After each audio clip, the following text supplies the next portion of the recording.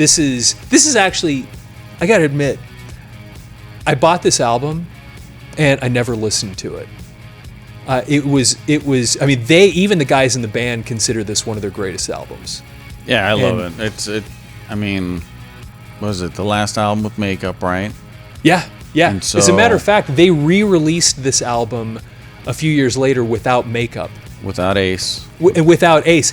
And the funny thing is, Ace, right here, did not even play on the record. Yeah, not really. I think it was Vinnie Vincent that played on something it. like that. Yeah. I think it was something. And so what they did is, but they put Ace to make it look like they were still a band, because Ace had been on his way out for a little while. Yeah, this is, I think this came out, during the recording you had. It was in the early 80s, 1982.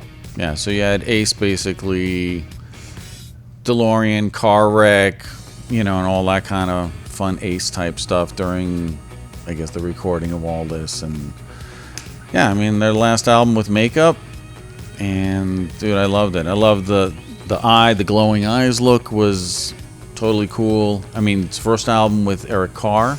I mean, second if you want to be technical, because this is the one. This was right after The Elder. It was right after The Elder concept album, which was that's its own. Produced by Bob Ezrin, and if you listen to them talk about it today, yeah, they were like, mistake. It was funny because I remember going to the store and seeing The Elder and going, what? I didn't even know that it ever came out.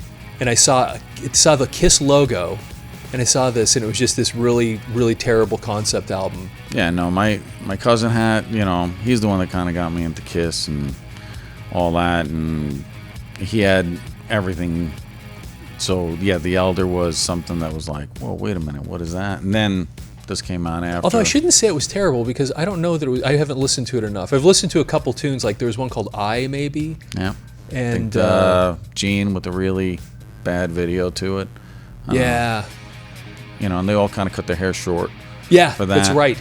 And actually, they had another album right around that time called Killers. Yeah. There was a best of. I've got that one. Best of with like a couple new tracks. songs. Right. Yeah, but Eric Carr, so he replaced Peter Criss as the drummer, and then Vinnie Vincent replaced Ace Frehley here, and then they went on to release the one after this. I absolutely loved. It was their first one without Makeup. It was called Lick It Up, and it was amazing. I mean, I actually thought that was one of their best albums. I didn't love this one, although they still play the song "Creatures of the Night" in concert. At least they opened. I mean, the couple times I saw them, Creatures was their opening track. Like Deuce was in the olden days, or olden days, but when they would first. In the early days, in the early days, yeah. Creatures was their opening number for, I think, Hot in the Shade tour and a couple other ones that were. You went to that concert, I know, because you sent me a T-shirt. I didn't go on that tour. I didn't see them. So that's a gift I don't remember that I guess keeps on giving. That's good. I've got it in a bag in the storage unit somewhere. Let's flip this over real quick to see. Because when they re-released this. It's so funny because Vinnie Vincent played a lot on this album, I believe.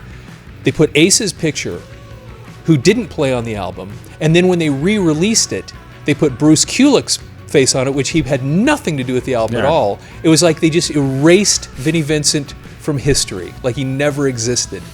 So then here's the back, kind of unimpressive, and the songs that people would know. Actually, this is interesting. So Creatures of the Night was cool. I Love It Loud. I thought that was a stupid song, personally. I shouldn't say that, I guess, but I didn't like it. It seemed kind of like silly. I Love It Loud. I don't know, man. And it was like one of their anthem. Yeah, it's that anthem type of thing that Gene's always kind of looking for. Yeah, Paul. people love the song. I just was never. I always thought, for me, I used to. I mean, obviously, I loved.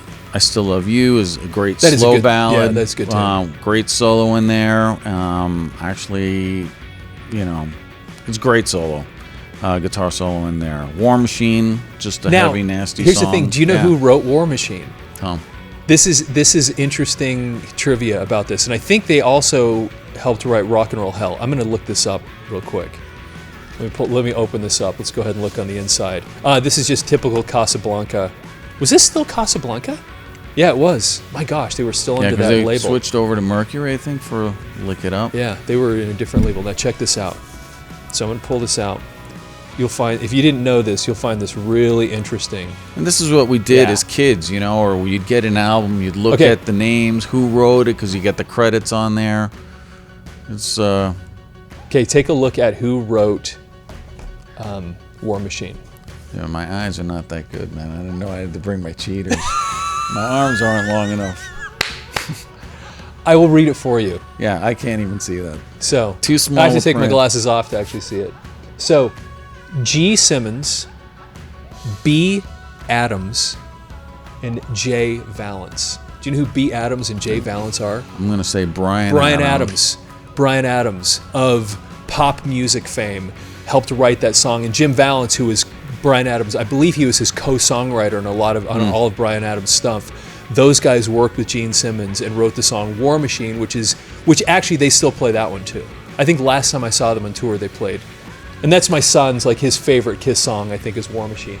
Let's see yeah, and see, then here it's V. Cusano. Is that Vinnie Vincent? I think so. So he's actually a co-songwriter on a couple of these things.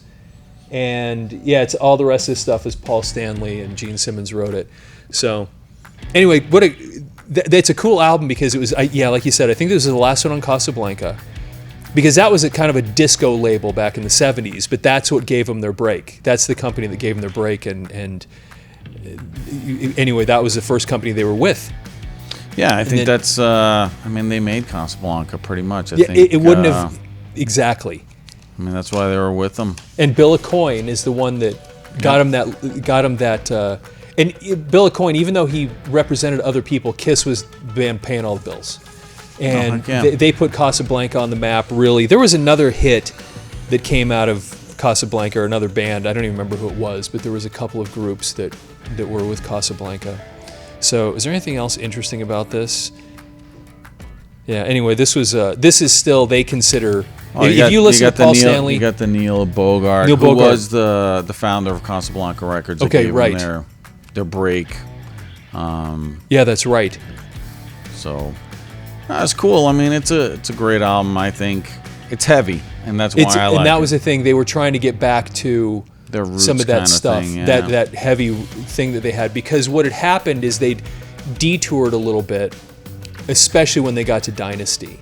Now, I actually love that album. I love Dynasty. I mean, I Was Made for Loving You, still one of my all-time classics. Sure. And I don't think Paul Stanley doesn't seem to like how they produced it, because it wasn't heavy enough. I love how it was produced. It sounded totally disco, but I absolutely loved that album and that song and the whole thing. I thought Dynasty was incredible, and they didn't, but they started losing some of their fans because they started having these kids, more and more kids showing up. They were in costumes at that point, you know. Yeah. I mean, like, they were always in costumes, but I mean, it became like Vegas, and they started looking a little bit silly when that album came out. And then, of course, they did Unmasked, and then The Elder, and then at that point they go, we got to get back on track. But still, even though they really thought they did it, it still didn't do really well. I mean, as far as sales go, it wasn't until Lick It Up that they got it was back Unmasking, which you would think Unmasked would have been unmasked, but it was nothing but a bunch of cartoon squares with them pretend. Anyway, thanks for watching this clip from our show. Please hit the like button, subscribe to our channel, and if you enjoyed this video, I bet you know somebody else who would enjoy it too, so share it with them. Go to our channel right now where you can watch full-length episodes, and thanks for stopping by.